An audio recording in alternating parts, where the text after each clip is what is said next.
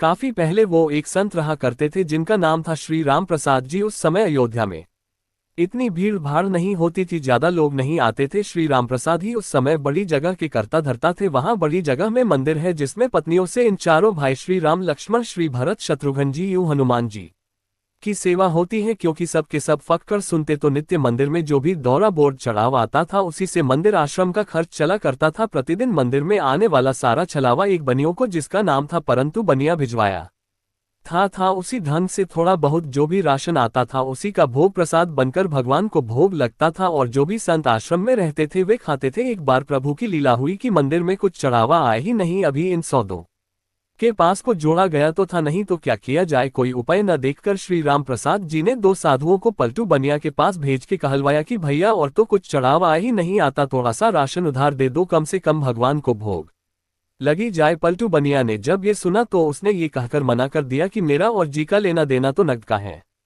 मैं उधार में कुछ नहीं दे पाऊंगा। श्री राम प्रसाद जी को जब ये पता चला तो जैसी भगवान की इच्छा का कर उन्होंने भगवान को उस दिन जल का ही भोग लगा दिया। सारे साधु भी जल पीकर रह गए, पर वो की ऐसी परीक्षा तिथि, रात्रि में भी जल का ही भोग लगा और सारे साधु भी जल पीकर भूखे ही सोए। मंदिर में नियम तय की सैर कराते समय भगवान को एक बड़ा सुंदर पीताम्बर और जाता था तथा स्वयं आरती के बाद श्री राम प्रसाद जी नीति करीब 1 घंटा अम्बेडकर भगवान को बजट सुनाते थे। पूरे दिन के भोग के राम प्रसाद जी बेटे भजन गाते रहे और नियम पूरा करके सोने चले गए। धीरे धीरे करके रात बीतने लगे।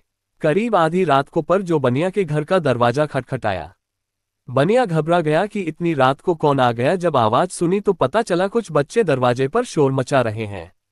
परंतु अरे तू दरवाजा खोल, और उसने हड़बड़ा कर खींचते हुए दरवाजा खुला। सोचा कि जरूर ये बच्चे शरारत कर रहे होंगे, अभी इनकी अच्छे से दांत लगाऊंगा। जब उसने दरवाजा खोला तो देखता है कि लड़की जिनकी अवस्था 12 वर्ष से भी कम की होगी एक पीताम्बर ओढ़कर खड़े हैं। वे चारों लड़के के पिता मकोड़े थी। उनकी छवि इतनी मोहक लुभावनी थी कि न चाहते हुए भी पर दो का सारा क्रोध प्रेम में परिवर्तित हो गया और वह आपसे पूछने लगा, बच्चों तुम हो कौन और इतनी रात को शोर मचा रहे हो। बिना कुछ कहे बच्चे घर में घुस आए और बोले, हमें रामप्रसाद बाबा ने भेजा है। ये जो पीताम्बर हम मोदी ही, इसका एक कोना खोलो, इसमें 1600 रुपये हैं, निकालो। और दिनों ये वो समय था जब आना और वैसा चलता था। 1600 उस समय बहुत बड़ी रकम हुआ करते थे। जल्दी जल्दी पलटू ने उस पीताम्बर का कोना खोला तो उसमें सचमुच चांदी के सिक्के निकले। पसंद भरी दृष्टि से पर बने उन बच्चों को देखने लगा। तब बच्चों ने कहा, इन पैसों का राशन का सुबह आश्रम भिजवा देना। पर बनिया को तोड़ी श्रम आए, हाय आज मैंने राशन नहीं दिया, लगता है मांझी नाराज हो गए हैं, इसलिए रात में ही थे सारे पीछे भिजवा दे। पश्चाताप, संकोच और प्रेम के साथ उसने हाथ जोड़कर कहा, बच्चों मेरी पूरी दुकान भी उठाकर मैं मांझी को दे दूंगा तो भी ये पैसे जगह ही भी देंगे। इतने मूल्य का सम्मान देते देते तो मुझे पता नहीं कितना समय लग जाएगा। बच्चों ने कहा थी कि आप एक साथ मत दीजिए, थोड़ा थोड़ा करके अब से नित्य ही सुबह सुबह आश्रम भिजवा दीजिए गया। आज के बाद कभी भी राशन के लिए मना मत कीजिएगा, पर बनिया तो मारे सरनेम के जमीन में गड़ा जाए। वो फिर हाथ जोड़कर बोला, जैसी मांझी किया गया। इतना सुनकर वो बच्चे चले गए, लेकिन जाते जाते पलटू बनिया का मन भी ले गए। इधर सवेरे सवेरे मंगला आरती के लिए जब पुजारी जी ने मंदिर के पट खोले तो देखा भगवान का पीताम्बर गायब है।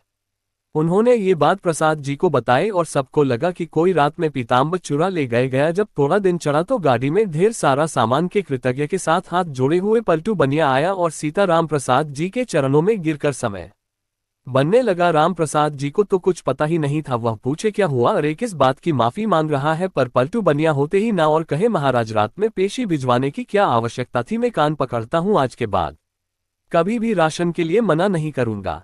और ये रहा आपका पीताम्बर, वो बच्चे मेरे यहाँ ही छोड़ गए थे, बड़े प्यारे बच्चे थे, रात को बेचारे पैसे लेकर आ भी गए। बुरा ना माने तो मैं एक बार उन बालकों को फिर से देखना चाहता हूँ।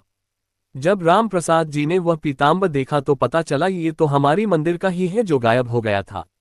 वो पूछे कि यह तुम्हारे पास किससे आया। तब उस बनिया ने रात वाली पूरी घटना समय आप तो राम प्रसाद जी भागे जल्दी से और सीधा मंदिर जाकर भगवान के पैरों में बढ़कर रोने लगेगी।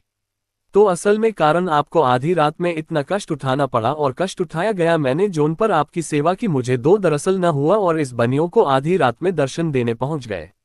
बनिया को पूरी बात पता चली तो उसका हृदय भी तक से होकर रह गया कि जीने में साधारण बालक समझ बेटा वे 2 बूंद के थे, अरे में 2 चरण छू पाया। अब तो वे दोनों ही लोग बैठकर रोए। इसके बाद कभी भी आश्रम में राशन की कमी नहीं हुई, आज तक संत से होती आ रही है।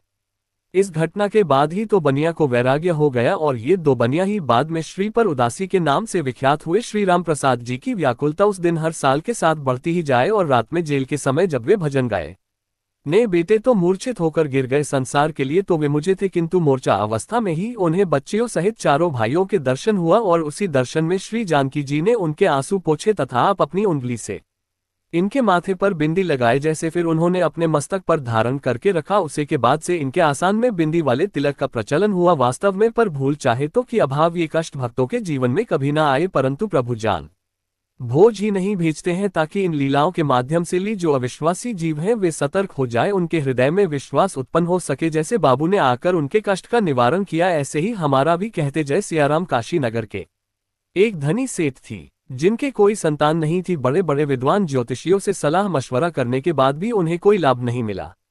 सभी उपायों से निराश होने के बाद सेठ जी को किसी ने सलाह देगी, आप गोस्वामी जी के पास चाहिए। वे रोज रामायण पढ़ते हैं, तब भगवान राम कथा सुनने आते हैं, इसलिए उनसे कहना है कि भगवान से पूछे कि आपकी संतान कब होगी।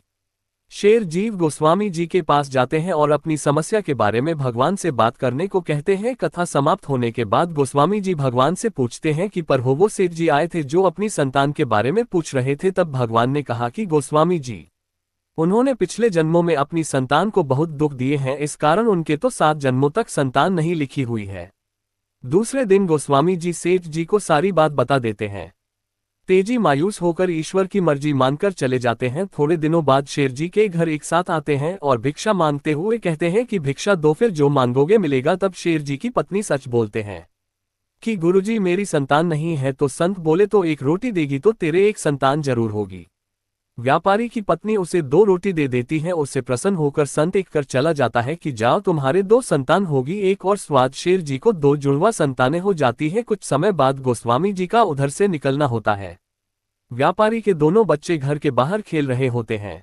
उन्हें देखकर वे व्यापारी से पूछते हैं कि यह बच्चे किसके हैं। व्यापारी बोलता है, गोस्वामी जी ये बच्चे में रही हैं। आपने 2 झूठ बोल गए कि भगवान ने कहा कि मेरे संतान नहीं होगी, पर यह को गोस्वामी जी मेरे 2 जुड़वा संतानें हुई हैं। गोस्वामी जी यह सुनकर आश्चर्यचकित हो जाते हैं। फिर व्यापारियों ने उस संत के वचन के बारे में बताता है।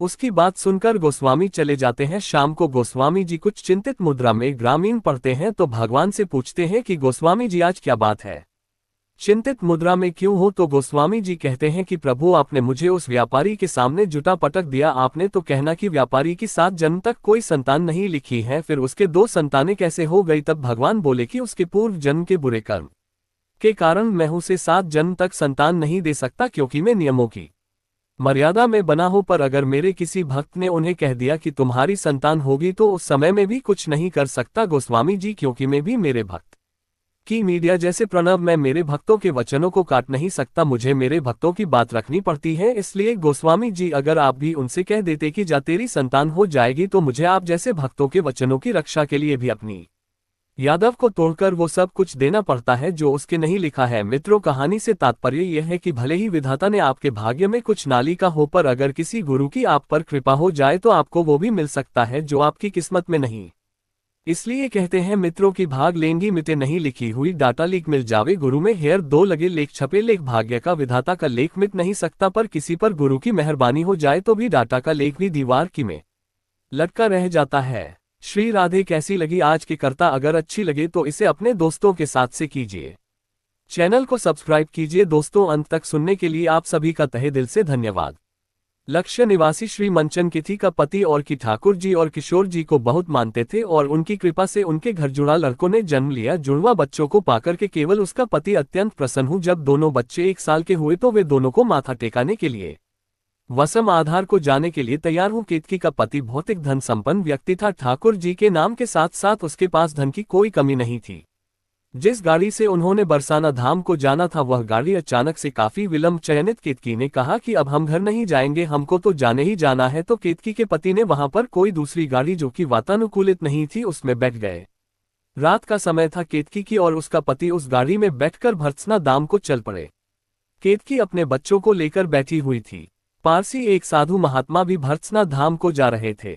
जब रात को सब सो गए तो केतकी का एक बालक जो कि घुटनों के बल चलना शुरू हो गया था, न जाने को नींद में घुटनों के बल चलकर उसका वो साधु महात्मा के झोले में जाकर सो गया। महात्मा को भी नहीं पता था कि का बालक आकर उसके झोले में सो गया है, और इसके बारे में केकी को भी कुछ पता न चला, न ही उसके पति को पता चला। जब सोही बरसाना आदम आने वाला था तो साधु महात्माओं कर दे, लेकिन जब कि टूटने लगी तो उसने देखा उसका एक बालक नहीं है, तो वह बहुत घबरा गई।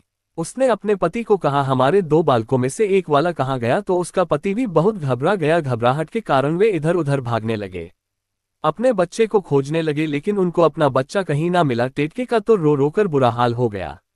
रोक का कह रही थी, किशोर जी, ठाकुर जी, हम तो आपके दर्शन करने आए थे, अपने बालकों को आपके यहाँ माथा टेकने आए थे, लेकिन ये क्या, मेरे दोनों बालकों में से एक बालक कहाँ चला गया? केतकी अपने बच्चे के वियोग में बार बार मूर्छित हो जा रही थी। उसका पति कभी बच्चे को संभालता तो कभी तिथि को। केतकी जब भी पोस्ट में ही अपने बच्चे के बारे में पूछती, लेकिन उसका बच्चा बहुत ढूंढने के बाद भी न मिला। किशोर जी की जो इच्छा थी उसका पन्ना तो कहीं और लिखा हुआ था।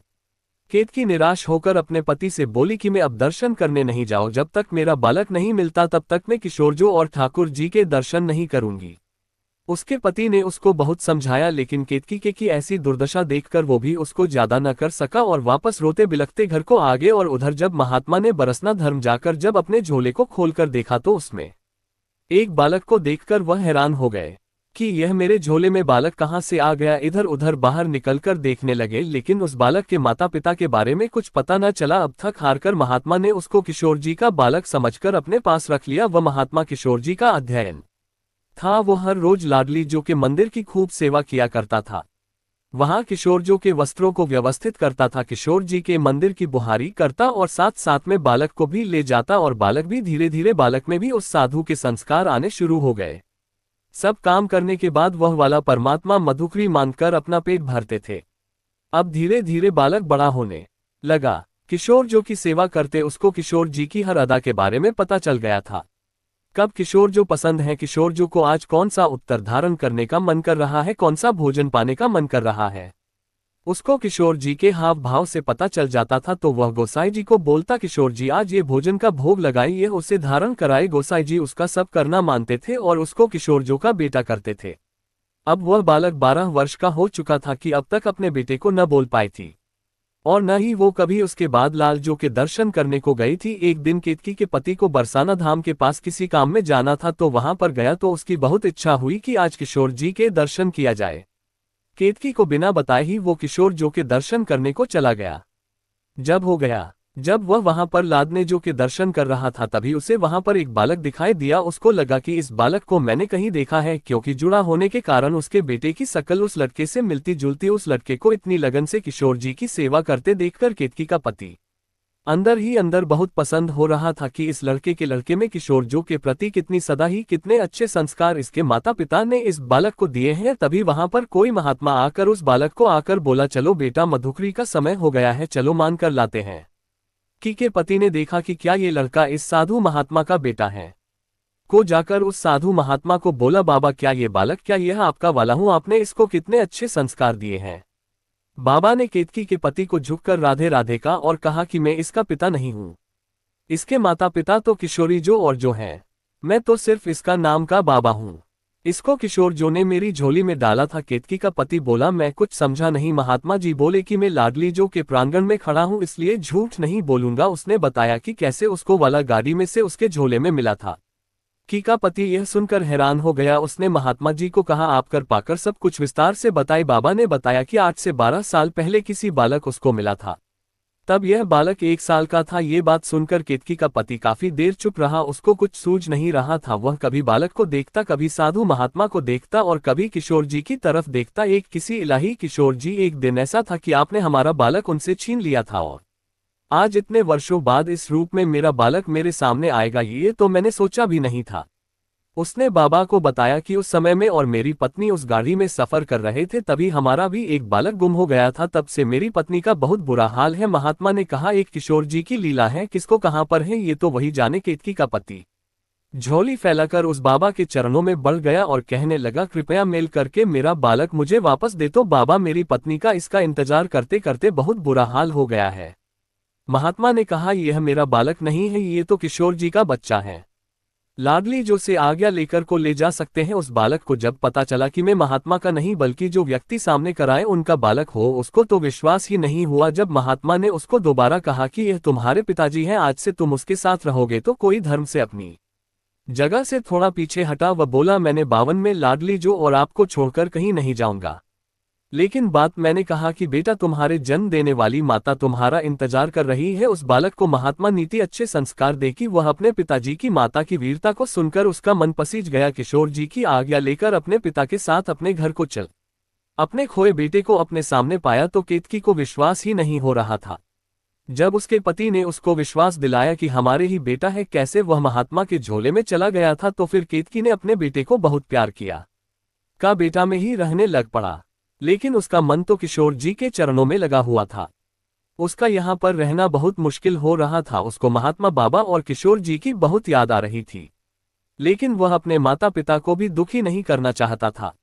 अब उसके पिता ने उसको पढ़ने के लिए स्कूल में दाखिल करवा दिया, लेकिन पढ़ाई में उसका बिल्कुल ध्यान नहीं लगता था। जब भी वह कभी अपनी कॉपी किताबों को खोलता तो उसको बस किशोर जी वो ठाकुर जी की कभी न थे करते नजर आते और कभी निकुंज में विहार करते नजर आते। वह अपनी किताबों को देख देख कर आंसू बहाता रहता, लेकिन किसी को पता न लगने देता। परीक्षा के दिनों में जब भी वह परीक्षा देता तो उसको कुछ न समझ आता कि क्या लिख रहा है। उसको तो बस हर जगह किशोर जी ही नजर आती। उसकी आंखों में आंसू बहुत ही जाती, आंसुओं से न जाने क्या लिखा जाता कि वो हर कक्षा में पास हो जाता। अपने माता पिता के घर आने के बावजूद भी वो अपने कमरे में नियम से सुबह 4 बजे उठकर किशोर जी का ध्यान करता और मानसिक रूप से किशोर जी की प्राणगण की सोनी सेवा करता। किशोर जी के वस्त्रों को व्यवस्थित करके रखता, किशोर जी को स्नान कर वारता, किशोर जी को नए वस्त्र धारण कर वारता, उनकी इत्र सेवा करता। इत्र सेवा करने के बाद उसके हाथों पर लगा वो इत्र वह अपने वस्त्रों से पूछ लेता था। वो किशोर जी के मानसिक रूप से सेवा करता, लेकिन जब उसका ध्यान टूटा तो सचमुच उसके वस्तुओं में से किशोर जी के इत्र की सुगंध आ रही होती थी। लेकिन उसने कभी भी इसके बारे में किसी को कुछ नहीं बताया था। उसके माता पिता उसको कई बार पूछते कि बेटा तुम्हारे वस्त्रों में सी सुगंध आती है, लेकिन वह मौन रहता, कुछ नहीं बोलता। केतकी अपने दोनों बेटों को पाकर बहुत खुश थी, चाहती थी कि वह जाकर किशोर जी का धन्यवाद करके आए। एक दिन उसने अपने पति को कहा कि चलो बस धर्म को चलते हैं, तो उसके पति ने जल्दी से हमें कि अपने दोनों बेटों को लेकर बरसाना धर्म को गई। बरसाना दाम पहुंचते पहुंचते हैं, पर जब वह निज मन में पहुंचे तो वहां के मुंह से भागे भागे उस लड़के के पास आए और बोले, लल्ला जैसे तुम गए हो। किशोर जी के मुख पर अजीब सी उदासी थी, लेकिन आज तुम्हारे आते ही देखो किशोर जी का चेहरा कितना अच्छी मुस्कान कर रहा हूं। आज तो किशोर जी को पसंद देकर लाल जो भी कितनी पसंद है। तभी वहां पर महात्मा जी भी आ गए और उस बालक को अपने गले लगाकर बोले, अरे बेटा जब से तुम गए हो तब से किशोर जो रोज मेरे सपनों में आती है और मुझे रोज ताना देती है कि मेरे बालों को कहाँ भेज दिया। ये सुनकर केतकी और उसका पति एकदम हैरान हो गए। तभी गोसाई जी ने उस बालक को बताया कि जो तुम रोज सेवा करते थे ना जाने किस और जो कि वो सेवा हर रोज कैसे अपने आप ही हो जाती थी। उनके कपड़े हमें बिल्कुल सही ढंग से व्यवस्थित रूप से परे मिलते थे, उनके कपड़े धुले हुए मिलते थे, ना जाने तुम्हारी कमी को पूरा कर जाता था। वह बालक एकदम से हैरान हो गया कि क्या मेरी मानसिक रूप से की गई सेवा भी किशोर जूली सीकर की और उसके पति ने देखा कि वास्तव में आज किशोरी लाल जो अति प्रसन्न मुद्रा में उसके बेटे को निहार रहे हैं। ऐसे लग रहा था जैसे वह बाहें फैलाकर उसको गले लगाना चाहते हैं। किशोर जो की ऐसी ममता अपने बेटे के प्रति देखकर केके की आंखों में आंसू धारा बहने लगी। वह करने लगी, मैं कितनी सौभाग्यशाली हूं कि मेरे बेटे को किशोर जी ने अपनाया है। मेरा बेटा जो मेरे पास केवल 1 साल रहा, मेरा उसके बगैर रो रो कर बुरा हाल था, लेकिन ये तो किशोर जो के पास 12 साल रहा है। किशोर जी तो उसकी माँ बन चुकी थी, तो किशोर जो को भी वाले की याद आती होगी। उसने किशोर जी के चरणों में जाकर उनसे मांगी और कहा है, लाडली जो मुझे क्षमा कर दो, मेरा पुत्र नहीं कि आपका ही पुत्र है, आज से ही आपको आपकी सेवा में रहेगा, आप ही इसकी माता है। बस अपनी कृपा दृष्टि हम सब पर बनाए रखना। मैं धन्य हूँ जो मेरे लैला को अपना लाला माना और उसको इतने अच्छे संस्कार मिले। आज किशोर जी के प्रांगण में एक अजीब तरह की धूम थी, शायद किशोर जी को अपना पुत्र वापस प्राप्ति की कुर्सी थी। आज हर तरह से अधिक का जाप हो रहा था। आज केतकी भी कुश्ती, वह बालक भी कोस्टा लाली जो भी कुश्ती और चारों तरफ खुशी का माहौल था।